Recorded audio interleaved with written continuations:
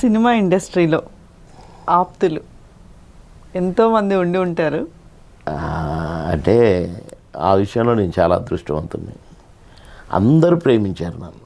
దాసరి గారు నా బిడ్డరా అనేది.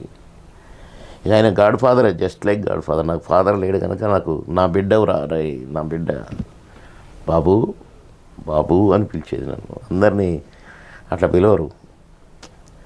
రాఘవేంద్రరావు గారు బాబుమోహన్ బాబుమోహన్ అని పిలుస్తాడు.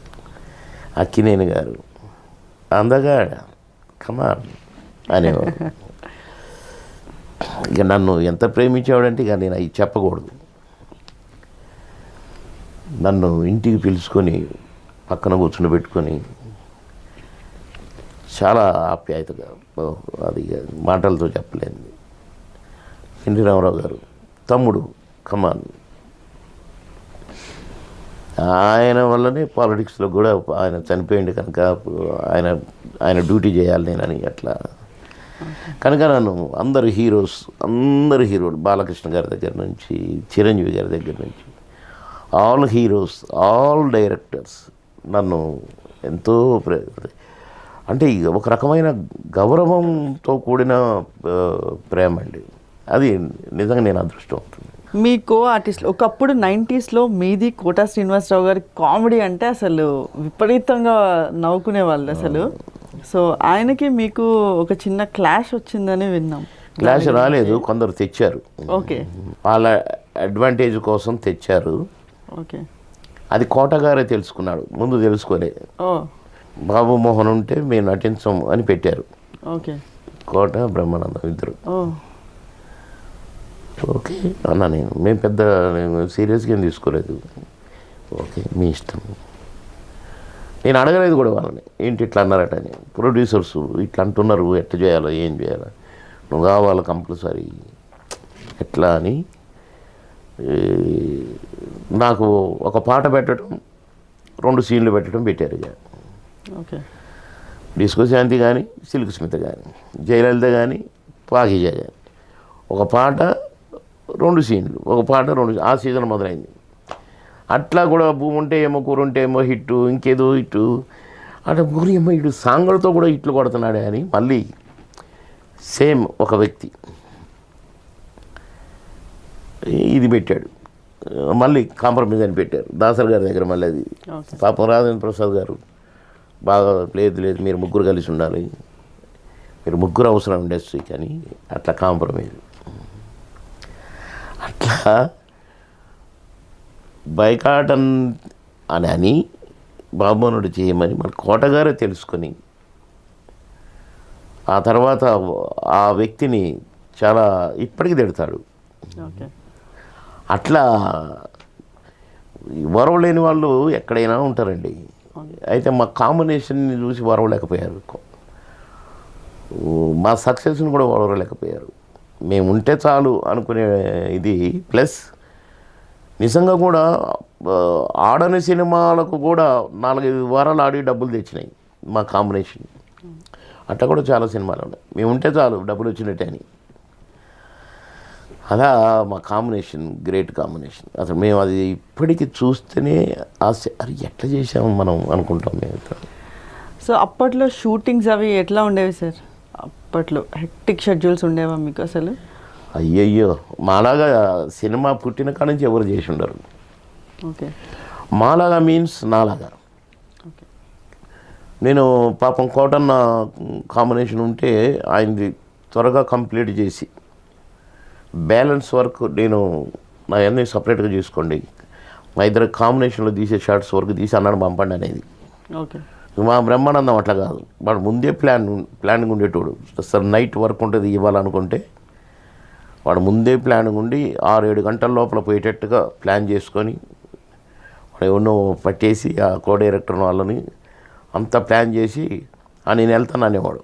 అప్పుడు తెలిసేది మాకు, రే చూసావరా వాడు అని. కోట అన్న నువ్వు కూడా పోదులే మనం ప్లాన్ చేసుకుందామని అప్పుడు మేము ప్లాన్ చేసి కో డైరెక్టర్ పెట్టుకొని అన్న షార్ట్స్ ఏమేమి ఉన్నాయి మా ఎన్ని సీన్లలో ఒకే షాట్లో పెట్టే సీన్లు ఎన్నో. చిన్న సీన్ ఉంటే ఒకటే షాట్ పెట్టమనే వాళ్ళం. అట్లా కొట్టేసి కోటనన్ను త్వరగా పంపేది నేను. ఒక్కొక్కసారి నా మీద జాలేసి, అరే పాపం నువ్వు నన్ను పంపించి మొత్తం మీద వేసుకున్నావురా నువ్వు అని నా షూటింగ్ అయిందా కూర్చునేవాడు కోటన్న. వాడు అట్లా కాదు, అసలు మాకు చెప్పకుండానే పోయేవాడు ఒక్కోసారి బ్రహ్మానందం. అట్లా రోజుకు 5-6 షూటింగ్లు చేసిన రోజులు ఉన్నాయి. మేము ఒక 7 years 7 to 9 years అందాజగా నేనైతే రోజుకు 5 లేక 6 షూటింగ్లు.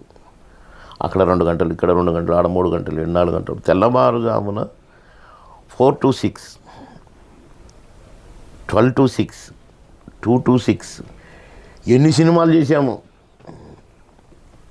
ముఠా మేస్త్రి సినిమాకు కూడా మా డేట్లు కుదరక బ్రహ్మానందాన్ని రాయి 4 to 6 చేసినాం. చిరంజీవి గారి కాంబినేషన్. చిరంజీవి గారు వచ్చారు 4 o'clockకి. గజగజగా మునిగిపోయినాం ఆ రోజు అయితే మేమైతే. అంటే 3 నెలల నుండి కుదరట్లేదు.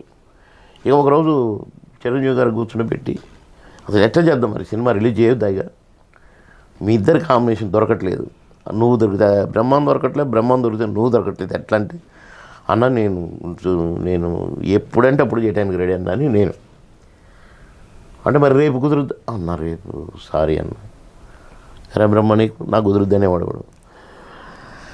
అట్లా ఇక ఒక వారం 10 రోజులు అన్ని డేట్లు అడిగి ఈ టైం నాకు కుదిరితే వాడికి కుదరట్లే, వాడికి కుదిరితే నాకు కుదరట్లే.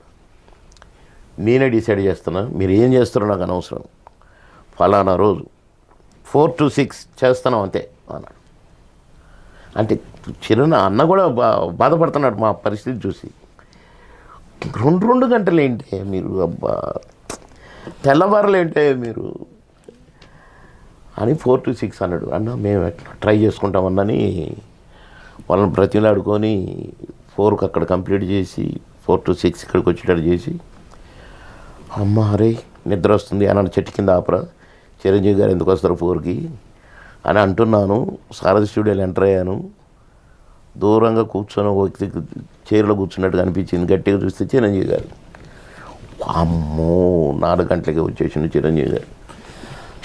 అన్న ఎక్కడి నుంచి పాపం, షూటింగ్ నుంచి అంటే అవునన్నా, పాపం మన గురించి అడ్జస్ట్ చేసి ఉంటావు అక్కడ, మాకు తెలిసిందిలే అన్నాడు.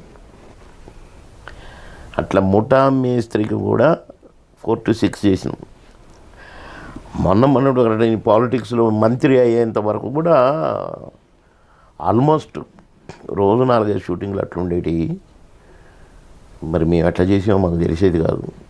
డబ్బింగ్ చెప్పినప్పుడు చూసుకునేది, బాగుందా బాగానే ఉందిలే అనుకునేది అంతే. అట్లా మేము పడ్డ కష్టం. మళ్ళీ ఒక్కొక్కసారి రాత్రి 12 దాకా ఇక్కడ షూటింగ్ చేసి బై కార్ తెల్లవారుసరికి రాజమండ్రి వెళ్ళిపోయి అక్కడ మళ్ళీ 7 o'clock కాల్ షీట్కి కరెక్ట్గా అందుకొని మళ్ళీ అట్లా ఏమో గమ్మత్ తిరిగేది. ఒక్కరోజు మెడ్రాస్, మళ్ళీ బై కార్ తిరుపతి, అక్కడ ఒక్కరోజు మళ్ళీ నైట్ వచ్చి మెడ్రాస్లో చేసి మళ్ళీ అట్లా చేసేవాళ్ళం.